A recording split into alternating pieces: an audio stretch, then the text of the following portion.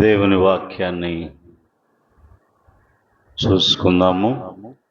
తిమోతికి రాసిన 2వ పత్రిక 2వ అధ్యాయము 22వ వచనాన్ని చదువుకుందాం.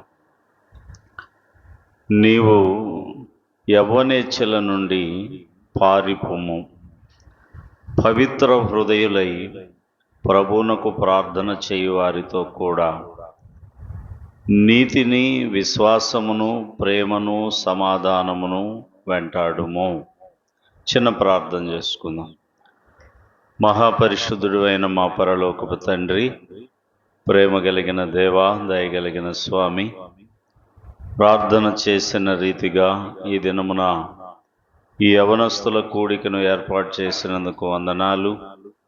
వారికి ఎంతో పని ఉన్నప్పటికీ కూడా ఈ సమయాన్ని వెచ్చించి ఈ స్థలానికి తీసుకుని వచ్చి ఇప్పటి వరకు పాటల ద్వారా నేను స్తుతించి, సేవించి, ఆరాధించటానికి కృప చూపారు నాయన.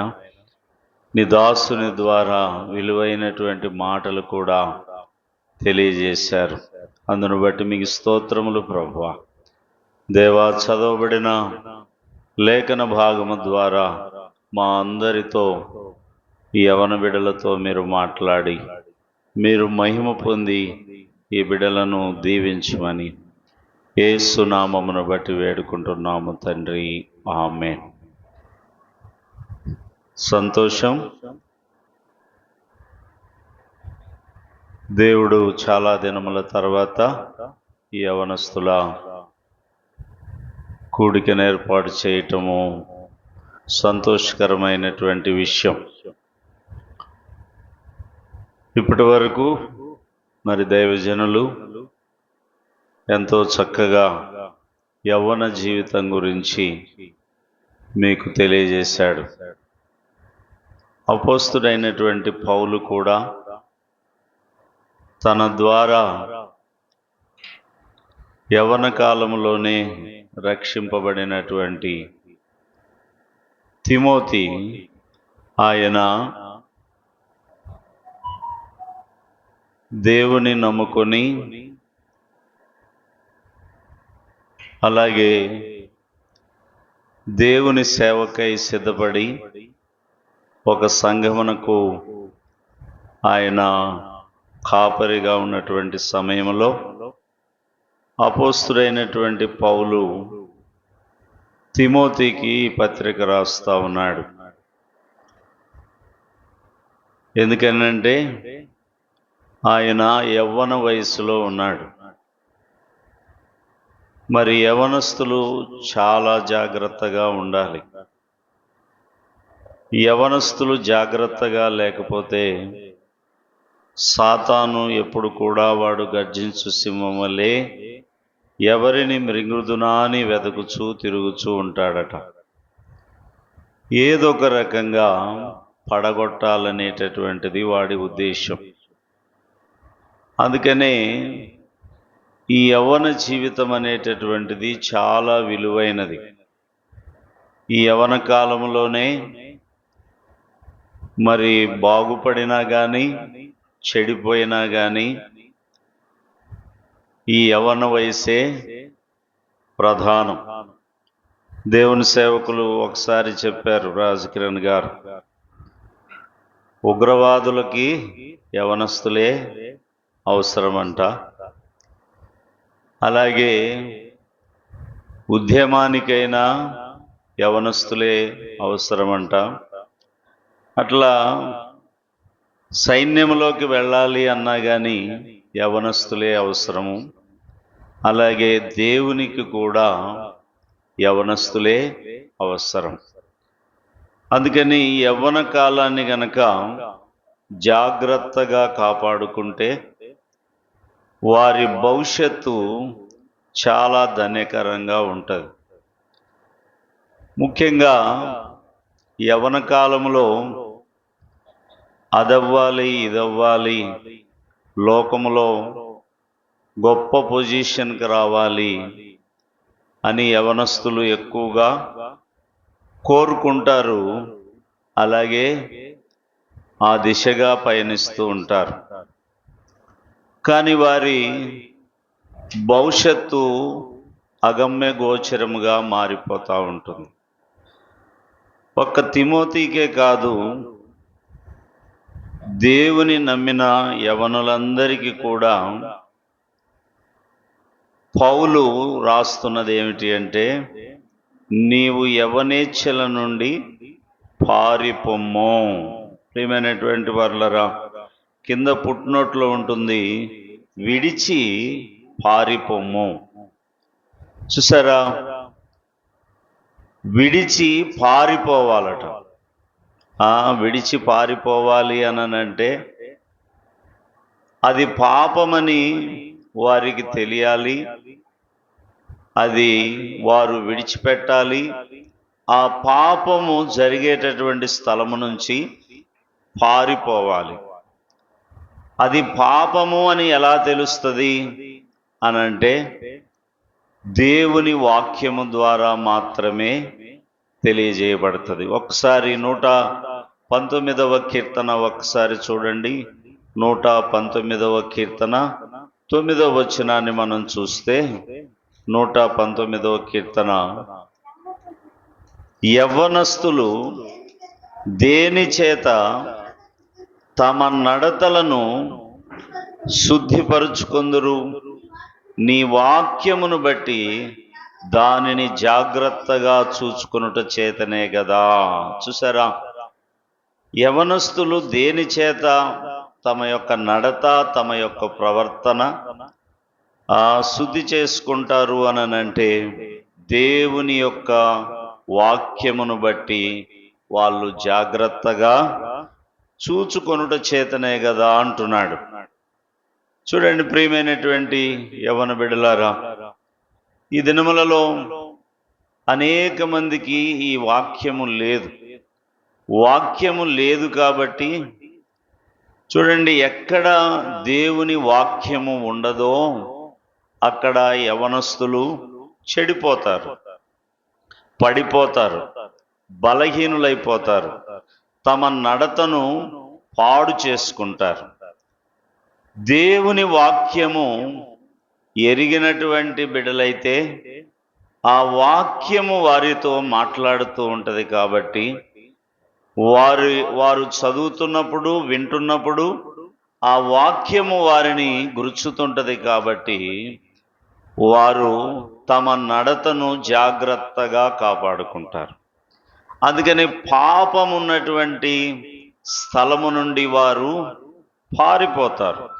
ప్రియమైనటువంటి దేవుని బిడ్డలారా, చూడండి, మనము గమనించినట్లయితే ఆదికాండములో 39వ అధ్యాయములో యోసేపు పాపాన్ని విడిచిపెట్టి పారిపోయినట్లుగా మనం చూస్తాం.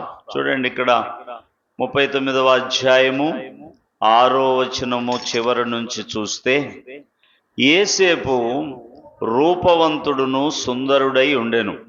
అటు తర్వాత అతని యజమానుని భార్య యోసేపు మీద కన్ను వేసి తనతో శయనించుమని చెప్పెను. అయితే అతడు ఒప్పక, నా యజమానుడు తనకు కలిగినదంతయు నా చేతికి అప్పగించెను కదా, నా వశమున తన ఇంటిలో ఏమి ఉన్నదో అతడు ఎరుగరు. ఈ ఇంటిలో నాకంటే పైవాడు ఎవడునూ లేడు. నీవు అతని భార్యవైనందున నిన్ను తప్ప మరి దేనిని నాకు అప్పగింపకై ఉండలేదు. కాబట్టి నేనెట్లు ఇంత ఘోరమైన దుష్కార్యం చేసి దేవునికి విరోధంగా పాపము కట్టుకొందునని తన యజమానుని భార్యతో అనెను. చూడండి, ఇట్లాగ మనం గమనిస్తే 12వ వచనము 11 నుంచి చూస్తే, అట్లుండగా ఒకనాడు అతడు తన పని మీద ఇంటిలోనికి వెళ్ళినప్పుడు ఇంటి మనుషులలో ఎవరునూ అక్కడ లేరు. అప్పుడు ఆమె అతని వస్త్రం పట్టుకుని తనతో శయనించుమని చెప్పగా అతడు తన వస్త్రమును ఆమె చేతిలో విడిచిపెట్టి తప్పించుకొని బయటికి పారిపోయెను. చూసారా, యోసేపు అన్యదేశములో బానిసగా ఉన్నాడు. అతడు రూపవంతుడు, సుందరుడై ఉన్నాడట. దాంతోపాటు అతను అంతరంగ సౌందర్యము కూడా కలిగి ఉన్నాడు. దేవుని యందు భయభక్తులు కలిగి ఉన్నాడు. దేవుడు చూస్తున్నాడు అనేటటువంటి భయం కూడా అతనిలో ఉన్నది. చూడండి, అతని నమ్మకత్వాన్ని బట్టి, అతని యథార్థతను బట్టి ఆ ఇంట్లో ఆ యజమానుడు సమస్తాన్ని అప్పజెప్పాడు. అయితే అతని భార్య పాపమునకు ప్రేరేపింపగా, చూడండి, దేవుడు చూస్తున్నాడు అన్న భయము అతనిలో ఉన్నది. అందువలన అతను తిరస్కరించాడు. చూడండి, ఒకానొక దినమున ఎవరు లేని సమయమున పాపమునకు ప్రేరేపింపగా ఆయన ఆ వస్త్రము విడిచిపెట్టి పారిపోయాడు. చూడండి, ఇక్కడ మనము గమనిస్తే యోసేపు ఒకవేళ పాపమునకు రాజీ పడ్డట్లయితే, ఆయన ఒకవేళ ఆ ఇంట్లో ఆ ఇండ్లు అతనికి సొంతమై ఉండేదేమో, ఆ ఇంటికి గొప్పవాడై ఉండేవాడేమో బహుశా. చూడండి, కానీ అతను పాపమును తిరస్కరించుటను బట్టి, యథార్థతను కాపాడుకున్నటను బట్టి, అతను శ్రమకు అప్పగింపబడినప్పటికీ, ఆయన జైల్లో వేయబడినప్పటికీ కూడా దేవుడు అతన్ని విడిచిపెట్టలేదు. చూడండి, మనము గమనిస్తే అతడు భవిష్యత్తులో చూస్తే అతను ఆ దేశానికి ప్రధానమంత్రి అయ్యాడు. చూడండి, అందుకనే చిన్న చిన్న వాటికి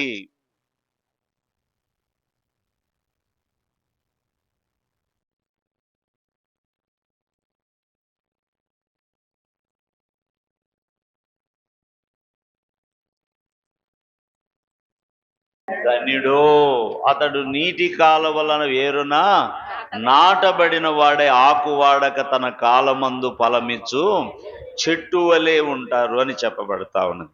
చూడండి, దుష్టుల ఆలోచన చొప్పున నడిచేవారు, పాపుల మార్గమున నిలిచేవారు, అపహాసకులు కూర్చుండే చోట కూర్చునేవారు హృదయము పవిత్రంగా ఎలా ఉంటది?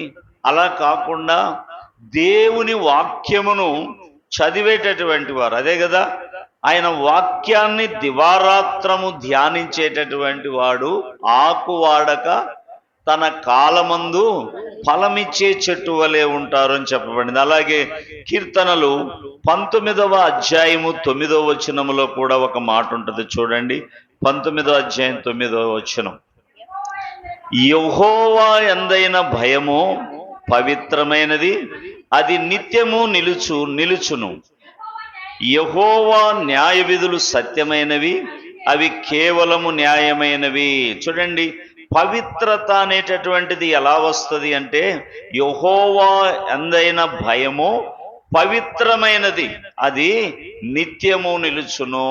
చూడండి ప్రియ యవన బిడ్డలారా, పవిత్రమైన హృదయము ఎలా వస్తుంది అనంటే, చూడండి, యోసేపు దేవుని యందు భయభక్తులు కలిగిన వాడు కాబట్టి ఆయన మనము గమనించినట్లయితే ఆయన పవిత్ర హృదయము కలిగిన వాడు. ఆయనకు యెహోవా యందు భయభక్తులు కలిగి ఉన్నాడు కాబట్టి ఆయనలో ఏమున్నది అంటే పవిత్రత అనేటటువంటిది ఉన్నది. ప్రియమైనటువంటి వారులరా, మనము గమనిస్తే ఇదే తిమోతిలో ఏమని చెప్తున్నాడు ఇంకా, ప్రభువునకు ప్రార్థన చేయు వారితో కూడా అంటున్నాడు. చూడండి, ఒక యవ్వన బిడ్డ పాపాన్ని చూసి పారిపోవాలి, పవిత్ర హృదయం కలిగి ఉండాలి, అలాగే ప్రార్థన చేయు వారితో ఉండాలంట. ప్రార్థన చేయు వారితో ఉండాలి. ఎందుకంటే ప్రార్థన చేయువారు పాపము చేయరు, పాపము చేయువారు ప్రార్థన చేయరు. మీరు గమనించినట్లయితే నాకు యవ్వన కాలములోనే 21 సంవత్సరంలో నేను ప్రవేశించాను. వెంటనే వివాహమైంది. మార్చి నెల 19 నా పుట్టినరోజు, ఏప్రిల్ 12వ తారీఖున నా వివాహ రోజు.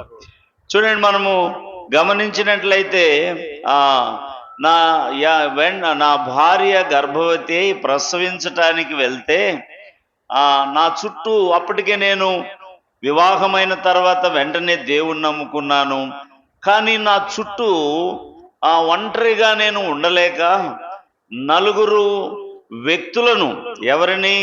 భక్తిహీనులను కాదు, ఒక భక్తి కలిగినటువంటి యవ్వనులను నా ఇంట్లో పెట్టుకున్నాను.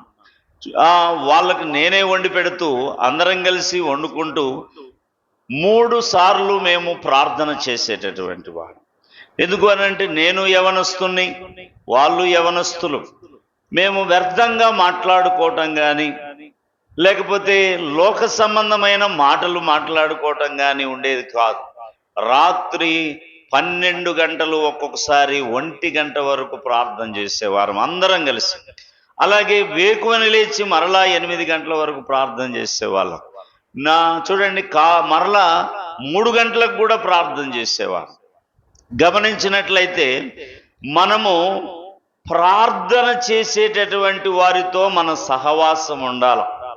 మనం ప్రార్థన చేసుకునటమే కాదు, ప్రార్థన చేసేవారితో చూడండి. ఎందుకంటే ఇప్పుడు లోకము భయంకరంగా ఉంది.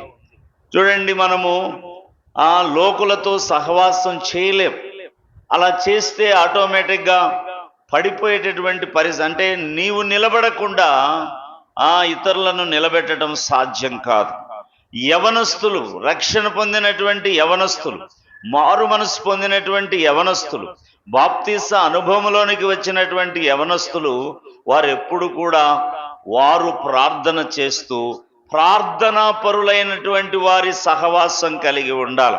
ఒకసారి సామెతల గ్రంథము 15వ అధ్యాయం 8వ వచనాన్ని చూడండి. 15వ అధ్యాయం 8వ వచనములు, భక్తిహీనులు అర్పించు బలులు యెహోవాకు హేయములు, యథార్థవంతుల ప్రార్థన ఆయనకు ఆనందకరం. చూసారా, యథార్థవంతులు. మనం ఎలా యథార్థవంతులయ్యాం? యేసుక్రీస్తును సొంత రక్షకునిగా అంగీకరించి ఆయన రక్తము చేత కొనబడి కడగబడి నీతిమంతులముగా, యథార్థవంతులుగా మనము ఎంచబడుతూ ఉన్నాం. అందుకని మన ప్రార్థన ఆయన అంగీకరించేటటువంటి వాడు. యథార్థవంతుల ప్రార్థన ఆయనకు ఆనందకరం అంట. చూడండి, మనం చేసేటటువంటి ప్రార్థన దేవునికి ఆనందకరంగా ఉంటదంట. అందుకని చూడండి, తిమోతికి చెప్తా ఉన్నాడు, పాపాన్ని చూసి నువ్వు పారిపోవాలా, అలాగే పవిత్రమైన హృదయం కలిగి ఉండాలా, ప్రార్థన చేయు వారితో నీవు సహవాసం కలిగి ఉండాలా అని చెప్తా ఉన్నాడు. మరలా మనం చూస్తే ఇక్కడ మనము గమనించినట్లయితే ఇంకా ఏమంటున్నాడు? నీతిని నీవేం కలిగి ఉండాలా? నీతి కలిగి ఉండాలా. ప్రియమైనటువంటి దేవుని బిడ్డలారా, మనము గమనించినట్లయితే నీతి కలిగి ఉండాలా.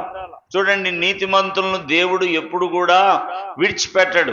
యోబు గ్రంథం ఒక్కసారి చూస్తే 36వ అధ్యాయం, యోబు గ్రంథము 36వ అధ్యాయము 7వ వచనాన్ని చూడండి. 36, నీతిమంతులను ఆయన చూడకపోడు, సింహాసనం మీద కూర్చుండు రాజులతో ఆయన వారిని నిత్యమును కూర్చుండబెట్టును, వారు గణపరచబడుదురు. చూసారా, ప్రియమైనటువంటి యవన బిడ్డలారా, గమనించినట్లయితే నీతిమంతులను ఆయన చూడకపోడు.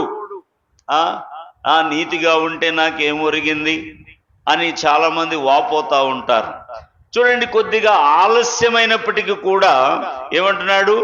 నీతిమంతులను ఆయన చూడకపోడు, సింహాసనం మీద కూర్చుండు రాజులతో ఆయన వారిని నిత్యము కూర్చుండబెట్టును, వారు ఘనపరచబడుదురు. చూసారా, నీతిమంతులు ఘనపరచబడతారు, రాజులతో వారిని ఆయన కూర్చుండబెడతాడట. చూడండి, ఆదికాండములో మనం చూస్తే 7వ అధ్యాయం మొట్టమొదటి వచనంలో ఏముంటది? ఆ దినములలో ఒకసారి చదవండి ఆ మాట. యెహోవా ఈ తరము వారిలో నీవే నా ఎదుట నీతివంతుడవయుండుట చూచితిని గనుక నీవును నీ ఇంటి వారును ఓడలో ప్రవేశించుడి. చూసారా, ఎవరిని రక్షించాడు ఆయన? ఎవరిని రక్షించాడు? ఆ దినములలో ఉన్నటువంటి ప్రజలు తమ నడతలను చెరుపుకొని పాడైపోయి దేవుని ఉగ్రత కొరకు సిద్ధపరచబడినటువంటి వారిగా ఉన్నారు. కానీ నీతిమంతుడుగా దినములలో ఎవరు మాత్రం కనపడ్డారు దేవుడికి? నోవాహు కుటుంబం కనబడింది. అందుకనే ఎవరు ఓడలో ప్రవేశించారు? యెహోవా, ఈ తరము వారిలో నీవే నా ఎదుట నీతిమంతుడవై ఉండుట చూచి తిని గనుక నీవును నీ ఇంటి వారును ఓడలో ప్రవేశించుడి. చూసారా ప్రియమైనటువంటి దేవుని యవన బిడ్డలారా, నీతిమంతుడిగా ఉంటే నాకేమి ఒరిగింది? నా చేతులను పవిత్రంగా కాపాడుకుంటే నాకేమి ఒరిగింది అని చాలా మంది వాపోతుంటారు. కానీ దేవుడేమంటున్నాడు? వాళ్ళను రాజులతో కూర్చుండబెడతానంటున్నాడు, వాళ్ళను జ్ఞాపకం చేసుకుంటానంటున్నాడు. ఇక్కడ నోవాహు జీవితంలో కూడా ఆ దినములలో ఉన్నటువంటి ప్రజలందరినీ కూడా నాశనములోనికి ఉగ్రత పాలు చేసినప్పటికీ కూడా నీతిమంతుడైన నోవాహు కుటుంబాన్ని దేవుడు కాపాడాడు. చూడండి, అందుకనే నీ నీతిని నీవు విడిచిపెట్టవద్దు. చూడండి, నీ నీతిని నీవు విడిచిపెట్టొద్దు అని చెప్తా ఉన్నాడు. ఇంకా ఏం చెప్తా ఉన్నాడు? ఈ 2 తిమోతి 2:22లో ఇంకా ఏమన్నాడు? విశ్వాసము కలిగి ఉండాలి అంటున్నాడు. ప్రియమైనటువంటి దేవుని బిడ్డలారా, ఇది చాలా ముఖ్యమైనది. కొంతకాలము విశ్వాసములో బలముగా ఉన్నట్టుంటారు కొంతమంది. తర్వాత వారికి ఏదైనా శ్రమ వచ్చినప్పుడు, కష్టం వచ్చినప్పుడు, ఇబ్బంది వచ్చినప్పుడు విశ్వాసమును విడిచిపెట్టేటటువంటి వారిగా ఉంటారు. చూడండి, ఏసేపు జీవితంలో చూస్తే ఏసేపు అన్నల చేత అమ్మబడ్డాడు, గుంటలో వేయబడ్డాడు, ఇస్మాయేలీలకు అమ్మబడ్డాడు. చూడండి, పొతిఫర్ ఇంట్లో శ్రమ పట్టబడ్డాడు, నింద వేయబడ్డాడు, జైల్లో వేయబడ్డాడు. అతని ఇనుప సంఖ్యలు అతనిని బాధించినవి. కానీ దేవుని యందు విశ్వాసము ఆయన విడిచిపెట్టాడా? విడిచిపెట్టలేదు. అలాగే ఈ మధ్య కాలంలో దానియేలు గ్రంథాన్ని మనము దేవుని సేవకుని ద్వారా దానిని ధ్యానించాం. షడ్రకు, మేషకు, అబేద్నెగోలు వారు చూడండి, ఆయన నిలవబెట్టించినటువంటి విగ్రహమును మ్రొక్కకపోతే అగ్నిగుండములో వేస్తాం అంటే వారు విశ్వాసములో సడలిపోయారా? బలహీనులయ్యారా? అగ్ని వంటి శ్రమలు వచ్చినప్పటికీ కూడా వారు భయపడలేదు. అగ్ని 100 అంతలు డబల్ చేసినప్పటికీ, 7 అంతలు చేసినప్పటికీ కూడా వారు భయపడలేదు, విశ్వాసములో తొట్టిల్లలేదు. ఏమన్నారు? ఓయి నెబుకద్నెజరు, ఇదిగో నీకు ప్రత్యుత్తరం ఇయ్యాలన్న చింత మాకు లేదు. అలాగే నీవు నిలవబెట్టించినటువంటి ప్రతిమకు మేము మొక్కముగాక మ్రొక్కము. మా దేవుడు మమ్మలను కాపాడుతాడు.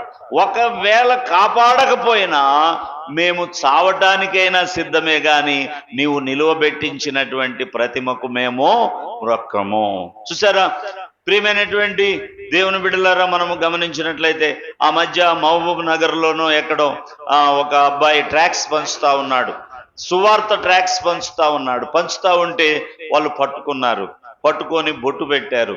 వాళ్ళు ఏదో జయ్యనమనంటే కొడతారేమో, సెల్లాక్కున్నారని చెప్పి ఏం చేశాడు? వెంటనే వాళ్ళు అన్నది అనమన్నాడు. ముక్కు నేలకు రాయనంటే నేలకు రాశాడు.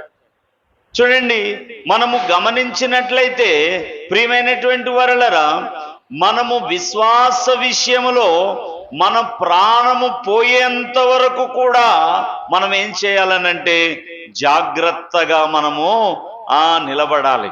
అందుకని విశ్వాసములో నీవు ఎక్కడ తొట్టిల్లకూడదు. నీ విశ్వాసము అంతం వరకు నీవు కాపాడుకోవాలి. చూడండి, ఈ మధ్య కాలంలో కూడా నేను చెప్పాను ఏమని? ఒకడి ఆరంభము కాదు, ఒకడి అంతము ముఖ్యము. కూర్చోండి అమ్మా, మీరు కూర్చోండి. ఒకడి ఆరంభము కాదు, ఒకడి అంతము ముఖ్యము. చూడండి, నీ ఆరంభము చూడండి, మన ఆంధ్రులను ఏమంటారంటే ఆరంభ శూరత్వము, అంత భ్రష్టత్వము అన్నట్టుగా ఉంటారు. అలా ఉండకూడదు నీ విశ్వాసం. చూడండి, నీతిమంతునికి కలుగు ఆపదలు అనేకములు, వాటన్నిటి నుండి యెహోవా వానిని తప్పించును. అంతేగాని నీ విశ్వాసములో నీవు కూర్చోండి అమ్మా, మీరు కూర్చోండి. నీ విశ్వాసములో మీరు సడలిపోయేటటువంటి వారిగా ఉండకూడదు. చూడండి, మనము గమనించినట్లయితే యోహాను సువార్త 3వ అధ్యాయం 18వ వచనాన్ని ఒక్కసారి చూడండి. యోహాను సువార్త 3వ అధ్యాయము 18వ వచనాన్ని మనము గమనించినట్లయితే, అమ్మా, ఆయన యందు విశ్వాసముంచువానికి తీర్పు తీర్చబడదు. విశ్వసింపని వాడు దేవుని అద్వితీయ కుమారుని నామమందు విశ్వాసముంచలేదు గనుక వానికి ఇంతకు మునుపే తీర్పు తీర్చబడెను. ప్రియమైనటువంటి దేవుని బిడ్డలారా, మనము గమనించినట్లయితే చూడండి, దేవుని యందు ఏమని చెప్పబడతా ఉన్నది ఇక్కడ? 18వ వచనం, ఆయన యందు విశ్వాసముంచు వానికి తీర్పు తీర్చబడదు. అంటే చూడండి, మనము విశ్వాస విషయములో నిలకడగా ఉన్నట్లయితే మనము తీర్పులోనికి రాం. ఓ తిమోతి, నీ విశ్వాసాన్ని కాపాడుకో అని చెప్తా ఉన్నాడు. 6వదిగా మనం చూస్తే ప్రేమ కలిగి ఉండాలంట. ప్రియమైనటువంటి దేవుని బిడ్డలారా, మనము గమనించినట్లయితే ఏం కలిగి ఉండాలా? ప్రేమ కలిగి ఉండాలా. చూడండి, నేను చాలా చక్కగా చెప్పాడు అపొస్తలుడైనటువంటి పౌలు. 1 కొరింథీ 13వ అధ్యాయంలో 13 రకాలైనటువంటి విషయాలు ఆయన చెప్పాడు. చూడండి, ఆ ప్రేమను గురించి చాలా చక్కగా వివరించాడు. మనము గమనించినట్లయితే యేసేపును ఒకసారి మనం చూస్తే, యేసేపును అన్నలు అమ్మివేశారు. చివరికి ఆయన రాజ్యమునకు వచ్చిన తర్వాత ఆయన దగ్గరికి అన్నలు ఆహారానికి వెళ్ళారు. ఒక్కసారి చూడండి, ఆ తర్వాత అందరూ, తన కుటుంబ సభ్యులందరూ వెళ్ళారు. తండ్రి చనిపోయిన తర్వాత వారు భయపడ్డారు. ఆదికాండము ఒకసారి చూడండి. ఆదికాండము 50వ అధ్యాయము 18 నుంచి మనం చూస్తే, ఆదికాండము 50వ అధ్యాయము చూడండి. మరియు అతని సహోదరులు పోయి అతని ఎదుట సాగిలపడి, ఇదిగో మేము నీకు దాసులమని చెప్పగా, యేసు భయపడకుడి, నేను దేవుని స్థానమందున్నానా? మీరు నాకు కీడు చేయనుద్దేశించిరి గాని నేటి దినమున జరుగుచున్నట్లుగా, అనగా బహు ప్రజలను బ్రతికించున్నట్లుగా అది మేలుకే దేవుడు ఉద్దేశించను. కాబట్టి భయపడకుడి, నేను మిమ్మును మీ పిల్లలను పోషించదని చెప్పి వారిని ఆదరించి వారితో ప్రీతిగా మాట్లాడాను. చూసారా, గమనించారా? వాస్తవంగా అతను వారిని అరెస్టు చేయించవచ్చు, వారిని చంపివేయవచ్చు. కానీ అతను దేవుని భయము కలిగిన వాడు. వారు చేసిన కీడును బట్టి తండ్రి చనిపోగానే వీళ్ళకి ఏదైనా కీడు చేస్తారేమోనని సోదరులు భయపడ్డారు.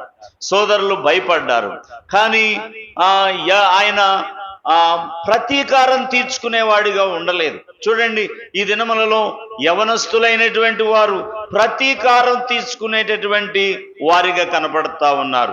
వారు విశ్వాస జీవితంలోనికి వచ్చినప్పటికీ కూడా, ఆత్మీయులుగా ఎంచబడుతున్నప్పటికీ కూడా, సహోదరులకి ప్రేమకు బదులుగా కీడు చేసేటటువంటి అనుభవంలో ఉంటున్నారు.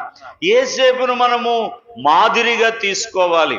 యేసేపును అన్నలు అమ్మివేసి అతనికి కీడు చేసినప్పటికీ కూడా, అతను తండ్రి చనిపోయిన తర్వాత వారితో, మీరు భయపడవద్దు, నేను మీ కుటుంబాలను మిమ్మల్ని పోషిస్తాను, మీరు భయపడకండి అని ప్రీతిగా మాట్లాడాడు. చూడండి, అందుకని మనము యవనస్తులైనటువంటి వారు ప్రేమ కలిగి ఉండాలి. చూడండి, యేసు ప్రభువు కూడా ఆ ప్రేమ, చూడండి, ఆయన క్షమించాలి, ప్రేమించాలి అని శిష్యులకు బోధించాడు. మరణ సమయం వచ్చినప్పుడు ఆయనను బాధించిన వారిని, తండ్రి వీరేం చేస్తున్నారో వీరెరుగరు గనక వీరిని క్షమించమని చెప్పాడు. చూడండి, ప్రియమైనటువంటి దేవుని బిడ్డలారా, అందుకనే ప్రేమ కలిగి ఉండాలి. చూడండి, చివరిగా మనము గమనించినట్లయితే సమాధానము కలిగి ఉండాలి. దాన్ని శాంతి కూడా అని అంటారు. చూడండి, మనము గమనించినట్లయితే 34వ కీర్తన 34వ కీర్తన ఒక్కసారి చూడండి. 14వ వచనమును మనం చూస్తే,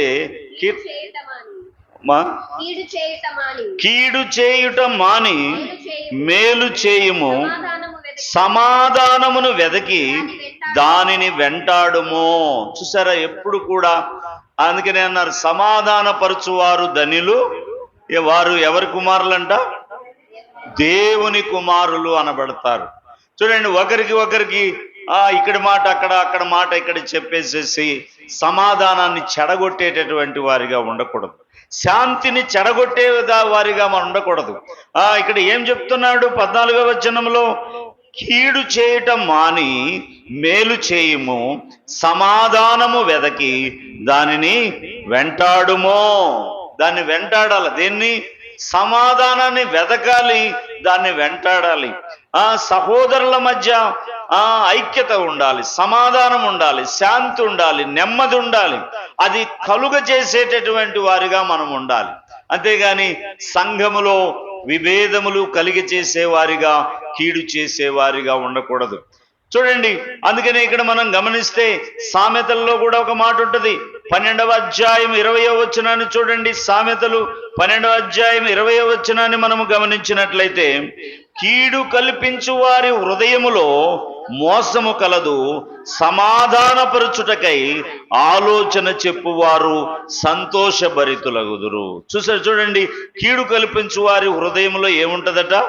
మోసం కలదు, సమాధానపరచుటకే ఆలోచన చెప్పువారు సంతోషభరితులగుదురు. ప్రియమైనటువంటి వారులరా, అందుకని సహోదరుల మధ్య సమాధానము కలగజేసే వారిగా ఉండాలి. ఒక రక్షింపబడినటువంటి యవనస్తుడిగా, రక్షింపబడినటువంటి దేవుని బిడ్డగా నువ్వేం చేయాలని అంటే, ఒకరి మధ్య ఒకరికి సమాధానము కల్పించేటటువంటి స్థితి ఉండాలి.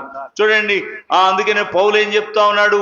మొట్టమొదట పాపమును చూచి విడిచిపెట్టి పారిపోవాలంట, అలాగే పవిత్రమైన హృదయము కలిగి ఉండాలంట, అలాగే ప్రార్థన చేయి వారితో. ఎందుకంటే నీవు ఆరిపోకూడదు, నీ దీపం వెలిగింపబడినది, నీవు నిత్యము వెలుగుచుండాల. ప్రార్థన ద్వారా నీవు నిత్యము వెలుగుతూ ఉండాలి. అందుకని నువ్వు ప్రార్థన చేసే వారితో ఉండాలి. 4వదిగా నీతిని కలిగి ఉండాలి. 5వదిగా విశ్వాసం కలిగి ఉండాలి. 6వదిగా ప్రేమ కలిగి ఉండాలి. 7వదిగా సమాధానము కలిగి ఉండాలి. చూడండి, అందుకని ఆయన యవనస్తుడు, అక్కడ దేవుని సేవకు పంపబడినటువంటి వాడు. ఈ జాగ్రత్తలు తీసుకోవాలి. తిమోతి, నీవు ఇలా ఉండాలి. చూడండి, అందుకనే చాలా మంది ఏమనుకుంటారంటే, యవనస్తులు నేను నిలబడగలను అంటే వాళ్లకు ఆ కాన్ఫిడెన్స్ ఉంటది. కానీ చూడండి, వారు శత్రువు ఎటు నుండి దాడి చేస్తాడో వాళ్ళకి అర్థం కాదు. ఎందుకు అనంటే, వాళ్ళు యవనస్తులు, కొత్తగా వచ్చారు. అదే పెద్దలైనటువంటి సేవకులైతే వారు అనేక దినముల నుంచి శత్రువుతో పోరాడుతున్నారు కాబట్టి వారికి ఆ శత్రు యొక్క యుద్ధ తంత్రములు వారికి తెలుసు. అందుకనే వారు ప్రార్థన ద్వారా వాటిని జయించగలరు. అందుకనే ఈయన ఆత్మలో కనినటువంటి తిమోతి, ఆ తిమోతికి పౌలు ఈ యొక్క లేఖ రాస్తూ ఈ విషయం చెప్తా ఉన్నాడు. ఈ 7 విషయాల్లో నువ్వు జాగ్రత్తగా ఉండాలి, లేకపోతే నువ్వు పడిపోతావు, బలహీనుడు అయిపోతావు. నిజంగా మనం లోకంలో చూసినప్పుడు ఎంతో మంది ఆరంభములో సేవలో ఎంతో ఉన్నతంగా వెళ్ళినటువంటి వారు అకస్మాత్తుగా పాల పొంగులాగా పడిపోయినటువంటి వారు ఎందరినో లోకంలో చూశాం. అలాగే విశ్వాస విషయంలో కూడా చాలా మంది నేను నిలబడగలను అనుకుంటారు. లేదు, మనము నిలబడాలి అనంటే దేవుని మీద ఆధారపడాలి, దేవుని మీద ఆధారపడాలి. ఈ 7 విషయాల్లో జాగ్రత్తగా ఉండాలి. చూడండి, దేవుని సేవకులు కూడా ఎంతో చక్కగా వివరించారు ఆ బాయిలో పడ్డటువంటి కుక్కను గురించి కూడా. నిజమే, చాలా మంది యవనస్తులు ఈ దినములలో అలాంటి పరిస్థితులలో ఉన్నప్పుడు వారిని బయటికి తీయాలి, వారిని రక్షించాలనుకున్నప్పుడు వీరు మమ్మల్ని వేధిస్తున్నారు, బాధ పెడతా ఉన్నారు, మాటి మాటికి ప్రార్థన అంటారు, అదంటారు, ఇదంటారు అనుకుంటారు. లేదు, నీవు నేర్చుకుంటే నీ భవిష్యత్తు బాగుంటది. నీవే అనేక మందికి మార్గదర్శిగా మారిపోతావు. ఇప్పుడు మనము ఎందుకు యేసేపు గురించి చెప్పుకుంటా ఉన్నాం? ఎందుకు మనము షడ్రక్ మేషక అబేద్నెగోల గురించి చెప్పుకుంటున్నాం? ఎందుకు మనము దానియేలు గురించి చెప్పుకుంటున్నాం అంటే వారు జయించినటువంటి వారు, వారు నిలబడినటువంటి వారు, భక్తి జీవితంలో వారు నిలబడి జయించి వారి స్థానానికి వెళ్ళినటువంటి వారు. అందుకనే పౌలు కూడా ఈ మాదిరిలు చెప్పి 7 విషయాల్లో జాగ్రత్తగా ఉండు ఓ యవనస్తుడైనటువంటి తిమోతి అని చెప్తూ ఉన్నాడు. అందుకని 7 విషయాలు జ్ఞాపకం పెట్టుకుందాము, జాగ్రత్తగా ఉందాము. నిలబడ్డామని అనుకోకుండా పడిపోకుండా జాగ్రత్తగా చూసుకుందాం. ప్రార్థన చేసుకుందాం.